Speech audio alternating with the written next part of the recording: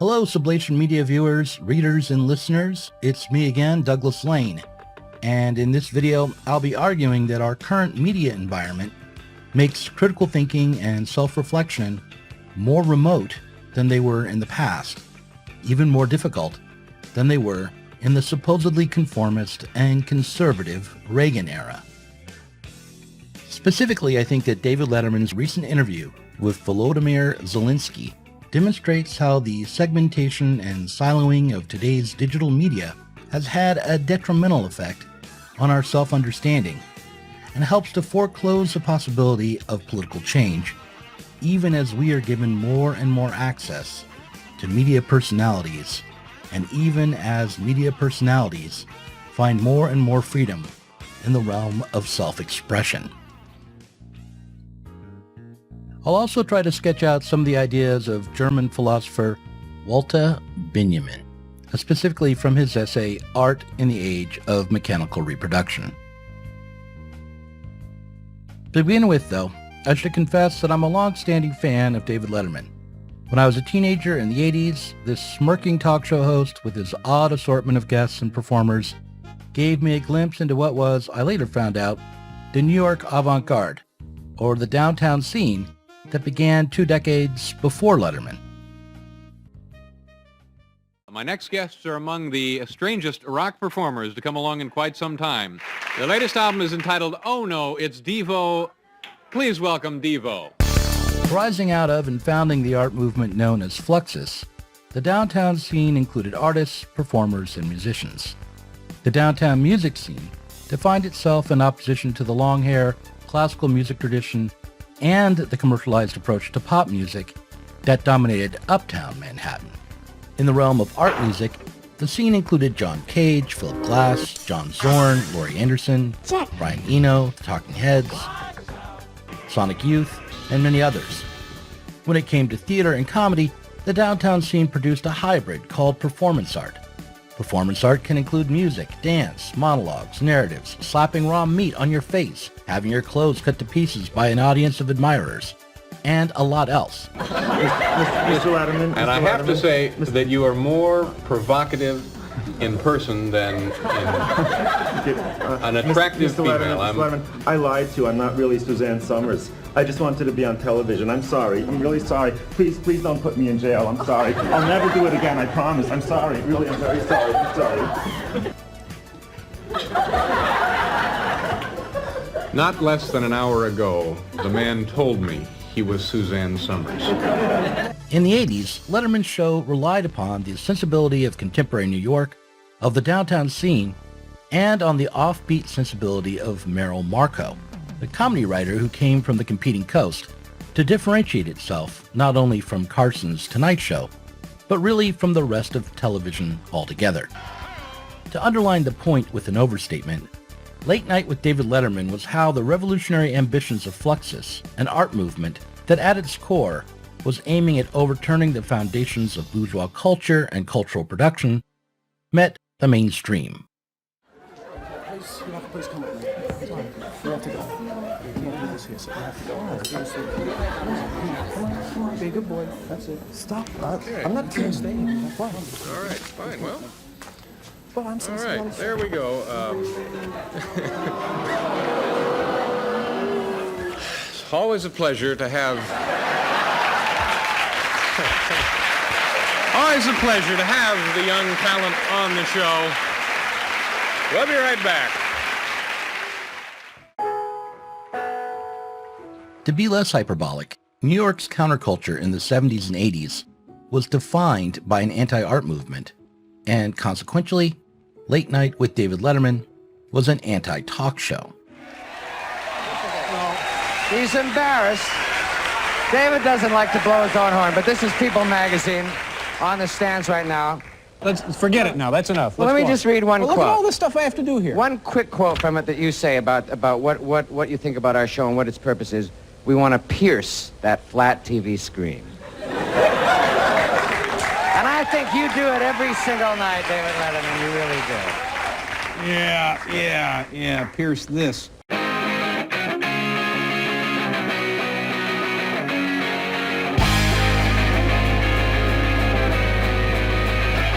In 2015, the year Letterman retired from his CBS show and the retrospectives rolled out, everyone agreed that Letterman had both disrupted and changed television forever.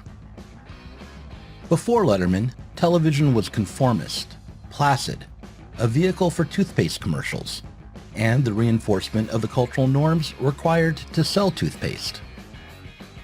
After Letterman, television was cynical, self-conscious, and prone to poking fun at itself and its own pretensions. These assessments of Letterman risked reifying or naturalizing the television culture Letterman opposed. Television itself was perceived as a disruptive force at its inception, and the mass society which produced TV has always relied upon disruption, innovation, and even crisis in order to function and cohere. And 20th century conservative critics of television often marshaled the same complaints against TV as the 19th century critics had leveled against the cabaret. TV created shallow individuals. It disconnected people from their communities and traditions in exchange for the prospect of being a star, or if not that, then at least in exchange for the thrill of being a guest on a chat show. One more thing, I've always wanted... brother, you've been a pain in the all night. What is it? I've always wanted to do this in national TV. Oh, wait a minute. Hal, hold it. Get ready in the control room. Okay. Tonight, we'll be just standing. Whereas the cabarets ripped people from home and hearth in order to transform them into spectators and performers, into a people consumed by an urge to look good in public. Television had always been both the destroyer of traditional values and the purveyor of norms and standards. It both brought the confusion of city life to the outskirts of the nation and told everyone everywhere how to live and who to be. Turn around the other way and... This contradiction between the emancipatory and the restrictive, between liberty and oppression, runs deep. It is, apparently, built into the technology itself. In 1935, the philosopher and cultural critic Walter Benjamin published his most famous work entitled Art in the Age of Mechanical Reproduction. And in the essay, he explained how photography and cinema were both more advanced than previous forms of art, and how they risked creating conditions of conformity and stasis. Benjamin was a Marxist, while conservative critics approached television as a disruptive force in society and liberals worried about the conformity that might be spread by the televisual image.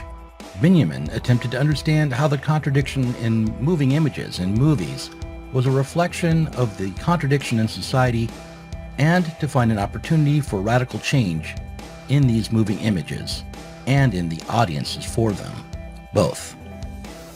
For Benjamin, mass audiences were not passive spectators of movie ideologies, but potential agents of world historic change. The movies could, Benjamin thought, facilitate the organizing of the working class to overthrow bourgeois property relations.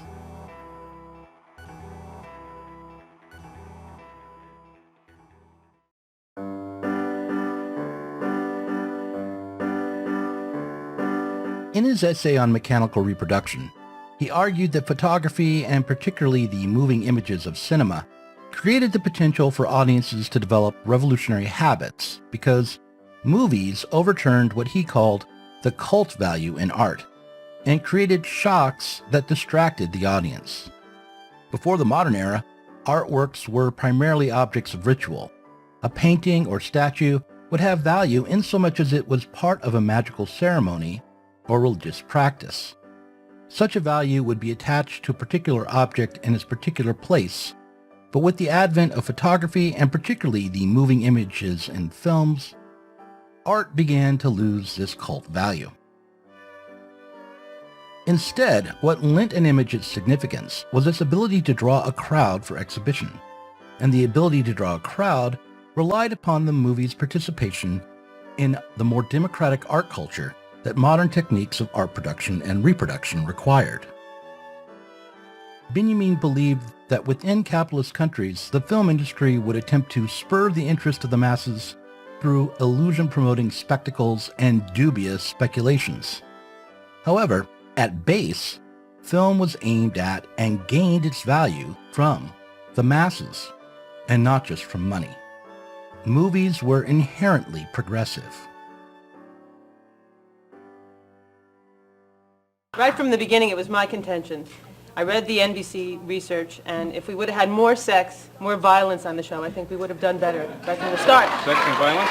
Sex and violence, and so I would like to share a little sex and violence. See, it's still early. We still have 25 minutes. 25 minutes. Maybe the show will be Turn on it after all. right Turn around. it right around. Okay. Ladies and gentlemen, February. And for the gals, January. Whoa! Maybe you've got something there. And for everyone else, A little violence now? something for the entire family. Some violence, ladies and gentlemen.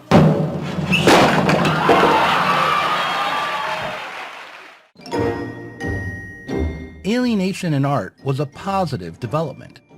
Following the playwright and director Bertolt Brecht, Benjamin believed that the aim of art should be to break the spell of traditional life and help bring the audience to a new understanding of their own condition in the world. Benjamin was an admirer of Brecht's alienation effect, wherein actors would not attempt to get the audience to identify with the characters, but would always remind the viewers of the artificiality, the theatricality of the performance. Using captions, monologues, and even didactic lectures, Brecht attempted to create the conditions for critical engagement with both theater and with life itself. Benjamin believed that when a viewer was encountering moving images on the screen, he could no longer relate to them as if they were immediately present, but had to take into account the process through which they were produced, if only unconsciously. He wrote, "The shooting of a film, especially of a sound film, affords a spectacle unimaginable anywhere at any time before this. It presents a process in which it is impossible to assign a spectator a viewpoint which would exclude from the actual scene such extraneous accessories as camera equipment, lighting machinery, staff assistants, etc., unless his eye were on a line parallel with the lens. The moving image alienates the viewer from the aura of the image, but it does so by reaching beyond this aura to some greater reality. And by aura, we also mean the cult value. The camera cuts its subject into pieces and fragments it into shots, and the film presents an edited version that the viewer has learned to interpret, not through a conscious effort, but out of habit. The moving image bombards the viewer with multiple shocks. Its shifting nature, its refusal to stand still, does not allow the viewer to contemplate what he sees, but rather what he sees replaces his thoughts. The viewer is distracted by what he sees and cannot fully take it into his pre-existing understanding. Movies and TV programs distract viewers from themselves. And while these forms of art resist direct critical engagement, the contemporary moviegoer is still placed in the position of critic. According to Benjamin, the moving image, when stripped of its aura, creates an audience of experts, of unconscious critics, picking up their judgments by habit. And in the right hands, films and television programs could become instrumental in our collective liberation, but only to the extent that these moving images belong to the masses.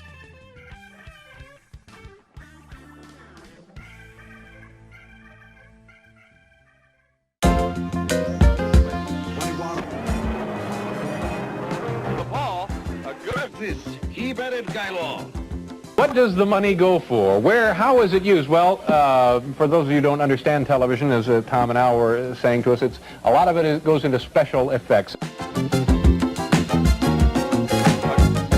Is there a particular piece of equipment out there that interests you? This one. Right? Oh, right here? Oh, okay. And don't fool around, please. Okay, I'll try not to. It happens to be the 14th of June, and this is a repeat. This is a show which is being rerun. We've stumbled into a peculiar area here. Now, this would be the rotating cube. Yes! It has If the creators of Late Night with David Letterman were critical theorists aimed at liberating the masses, they were most certainly only unconsciously so.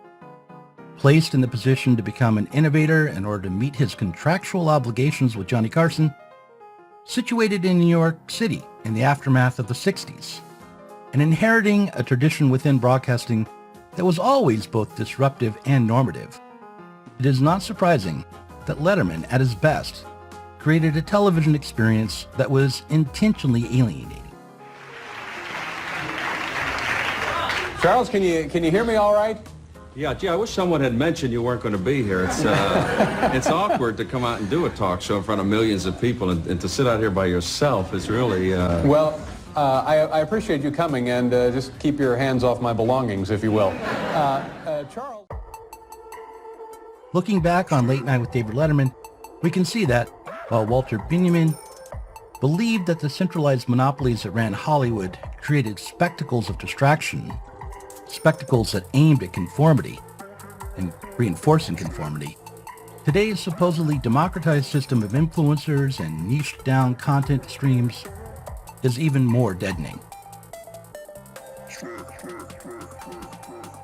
The internet, a medium that many dreamed would break free from the stifling conformity of the mainstream and emancipate us all, has instead only returned cult value to the image.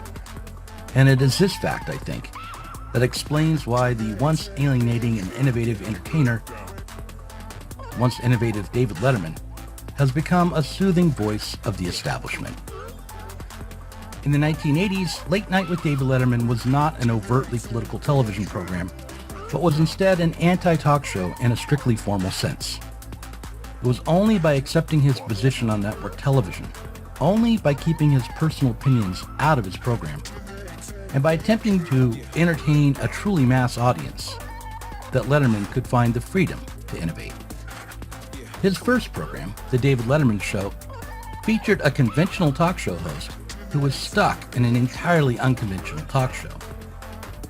Later, on Late Night with David Letterman, Dave took a more adversarial stance toward the network and towards television. But it wasn't Dave, but the show itself, the way the show broke the rules, that was shocking. Today, on Netflix, David Letterman is the draw, while the show itself is entirely conventional. We get to experience interviews not with the guests that television culture throws at Dave, but rather that he handpicks as interesting. As Stuart Heritage, a TV critic at The Guardian, pointed out in 2019, there are no jokes, there's no grouchiness, there's no longer any instinct for havoc. Instead, it's about a kindly old man being deferential to a succession of people who only partly deserve it. And this explains why Letterman has taken up the task of interrogating the world historic crisis in Ukraine by reducing it to a 44-minute show exhibiting nothing but Dave's own bland, credulous personal politics. In the interview, Letterman asks Zelensky about how Zelensky feels, about what his daily routine is like, and about what Zelensky's personal hopes are, both in terms of his political career and in terms of his family life and personal psychology. What he doesn't ask, until the very end, is what the risks are for the world if Ukraine and Russia continue fighting. What he doesn't ask is what the prospects for a peaceful resolution might be. But a reviewer who can read between the lines gets an answer to this question regardless. From Zelensky's perspective, there are no chances for a peaceful negotiation. The sort of concessions that would be necessary are not explored on the program, but they are foreclosed against. The fact that this reduction of politics to the personal, the attenuation of thought to the level of moralistic pieties, serves the establishment nicely, is merely a happy accident. What is truly driving it is the transformation of the moving image, the fragmentation of the fragments. In an era without a culture industry, but peopled instead with content creators, it is inevitable that the celebrities of the past should be reduced to the level of brand name individuals without any of the old responsibilities of fame.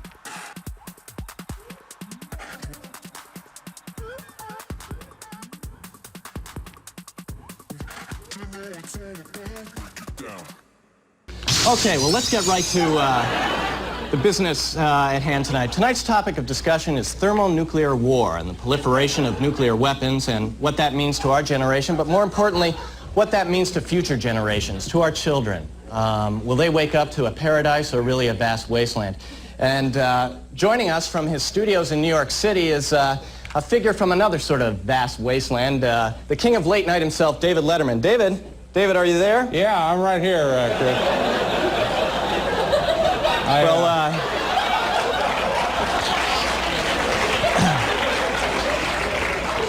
Terry Garr is here also. I can't see her. Terry's right here. Oh, there she is. Hi, Terry. Hi. Gee, you smell terrific. Thank you. Okay, well, Dave, the topic of discussion tonight is nuclear war. Now, you claim to preside over a show that seems to have the pulse on what's going on the nation today. What do you feel about nuclear Armageddon? Well, you know, Chris, I certainly have very deep thoughts regarding that, but I try to do a little lighthearted show here, and I'd prefer to keep my political views to myself. What do you think about it? Well, you know, I do kind of a lighthearted show here myself, and actually, I haven't really had time to weigh both sides of the issue, so I really couldn't say anything about it either. You know, Chris. I mean, the hair looks great. The set looks great, and the satellite feed is working perfectly. They got all the kinks worked out of it. Yeah, but I think maybe the format is wrong for you. Why don't you just go back to ripping off our show? You know, like you used to do. Well, you're breaking up again, and boy, I guess that means that that's all the time we have for Nightlight tonight. It is a short show. I just want to thank David Letterman.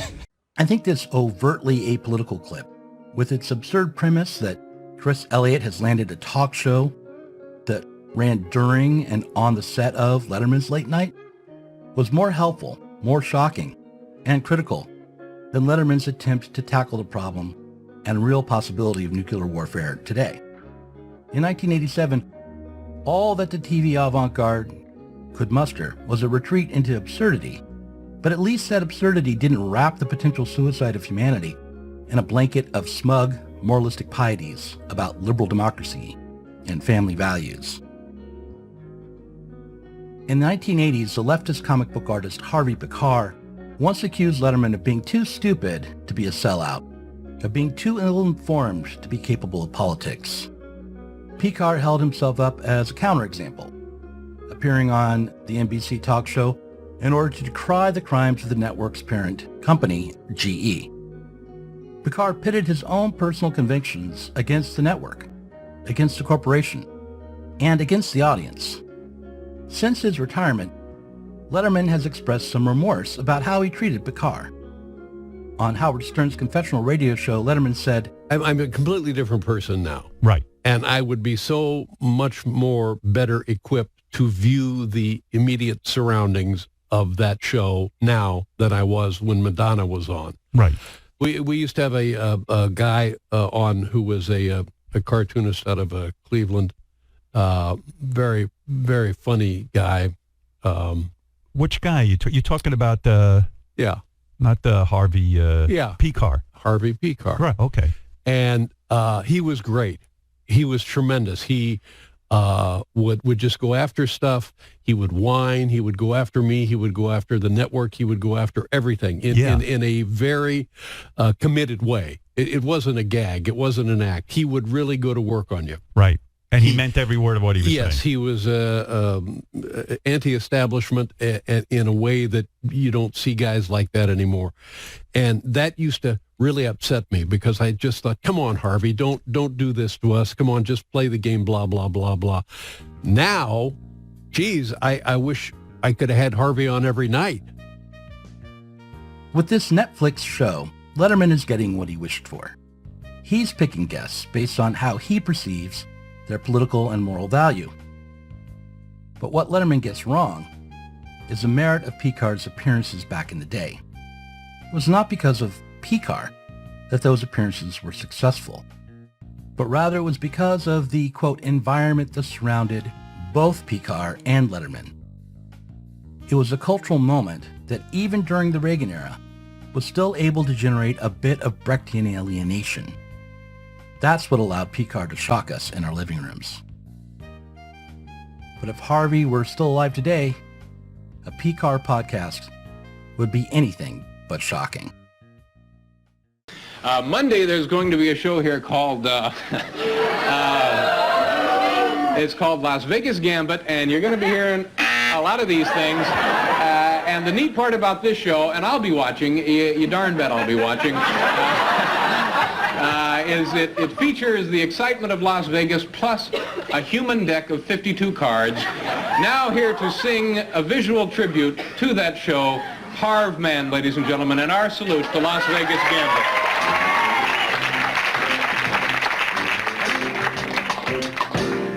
It's the Las Vegas Gambit Show. The Las Vegas Gambit Show. With cash and fabulous prizes on everything.